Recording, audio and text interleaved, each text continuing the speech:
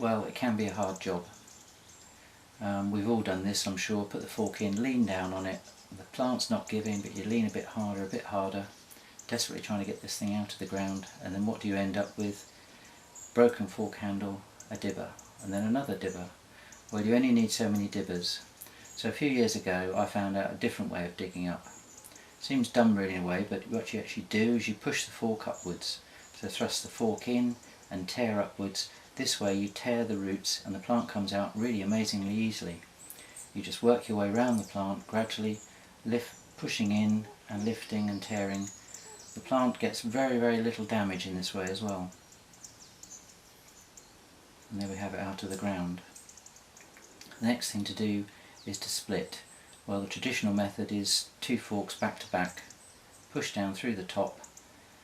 Okay, well, I don't do this either, because I reckon that damages the shoots of the plants that I'm going to try and replant. So what I do instead is turn it on its side and then push the 2 forks in again, same method, back to back. But by pushing it to the side, I'm going to do something which is a lot easier on the plant and on your back and on the fork as well. It tears the plant apart very easily, and by doing it on its side it causes very little in the way of damage to the dormant shoots. When you've got this down you can continue using the fork, but I prefer to use a knife at this stage because I feel I've got more control over a smaller piece. And the knife, similar process really, push it in at the base of the crown of the plant or just below that, and just push in, lever apart a bit, push in and lever apart, and gradually work your way through the plant until you get off the size of the piece that you're after. A very easy way of doing things, and very effective. I don't get any bits of plants that don't recover and move on well. Last bit of course you've got to do once you've done this is to trim the roots, and I trim the roots at a comfortable length rather, which is going to enable me to replant the plant very easily and without bending the roots round in the hole.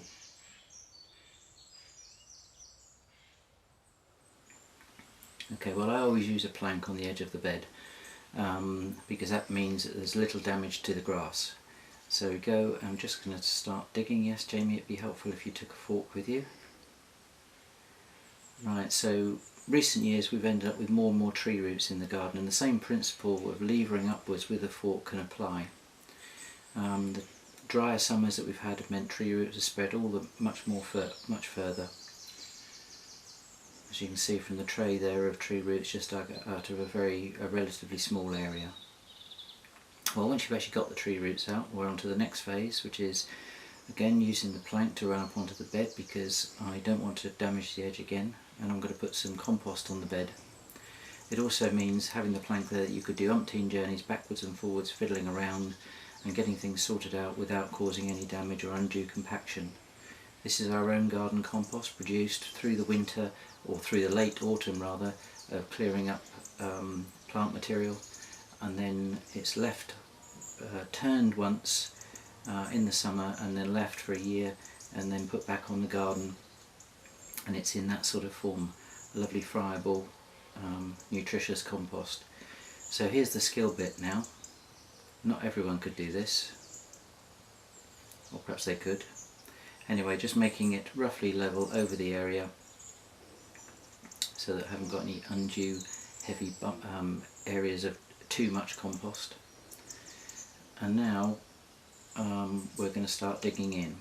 And the digging in I prefer to use a fork for, because using a spade will mean that you bury the compost all at the bottom of the spit, and it would all be very well if that's where all the plant roots were, but they aren't. Plant roots are spread throughout the layers of soil, and the fork doesn't just bury, it buries some compost, but it actually mixes the rest in the different layers of soil, which is good because most herbaceous plants have roots at least near the surface and certainly not very far down. When you work over the area, I've lightened it up, so now I need to firm it back down a little bit because I may need to stand on some of this without making big holes and dents in the ground. So I knock it back down, and that makes it more easy as well for the settling in of the plants, and it's, as you see, it's making a friable surface at the same time. Also get some anger out.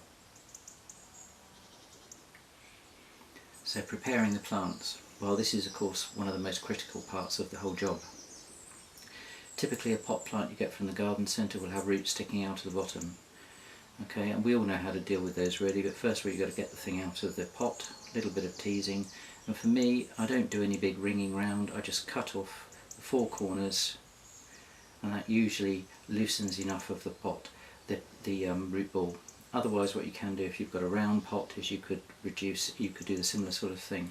The other thing you can see what I'm doing here is to take off about the top ½ inch of compost, because that's been grown on the nursery and it'll be full of nursery weeds just waiting to germinate in your garden. You don't need that little bit of compost. Again, reduce the top, and now you've got the plant ready to go in. Similarly with an open ground plant, we've got to, well in this instance, reduce the top. This is an Adonis and we're dealing with this now in early September.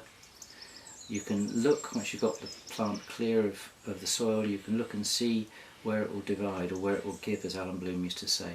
Once you've got the first division off, you can see work your way round and cut off bits of old dead rhizome, bits that are no value to the plant whatsoever. You want just the vigorous bits that are going to grow. Then a bit of a tidy up of the roots, put it in your hand, or my hand. I trim out the roots from the bottom, and that usually provides a plant about the right depth for the trowel for planting. Have a look around at the rest of the plant then now and see where it will go again, and there's a piece there that looks like it will go. So knife down through again still working from the side, not down through the top, so we don't cause any damage to shoots. You can see exactly where you're working. Similar process, clear the old roots, hold it neatly, and then trim the roots off the bottom to get your proper planting hole size. So we've got 3 plants there, probably 4 or more from the original one.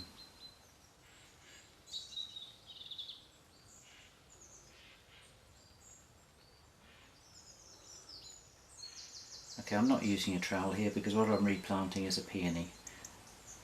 We've made all the effort with this because the peony is going to be planted in the place now for probably 15, maybe 20 years, so it's important to get the planting right to begin with. Also important when you do this that you plant the peony at the right depth. You can see I'm using a spade that enables me to push the soil aside, and there you are, I'm just showing you the depth it needs to go at. Push the soil aside and then just slip the plant down the back of the spade without having to scrape away and pull out a hole with several diggings while the soil's falling back in. Firming back in roughly around about just where the height it came out of the ground, so just below soil level, and then again just work your way through the others in the same process. As I say, this is these plants are going to be in here for a long time, so it's important to make the effort. When they're all planted, the next thing to do is to give them more water in. I haven't used the blanket this time, doesn't matter. I stand on the edge of the spade so that I've spread the weight a bit more, not compacting the soil. And each plant's getting a little water, a little drink in. That's to help settle its roots into the soil, or the soil in contact with the roots. Because the plants are going to be making autumn growth now. This is a peony, so this is early September. The final bit of job, or nearly the final bit of a job, is to just have a little scratch around with a fork, tidy the area up, hide the wet areas so that any more rain won't cause anything to cap, and again just loosen where there's been footprints. The final part of the job is the sprinkling on of the compost, which is a chicken manure type compost, but it's just a little bit just to help the plants get going, and that's all they get for the rest of their 15 or 20 years until they need to be dug up again.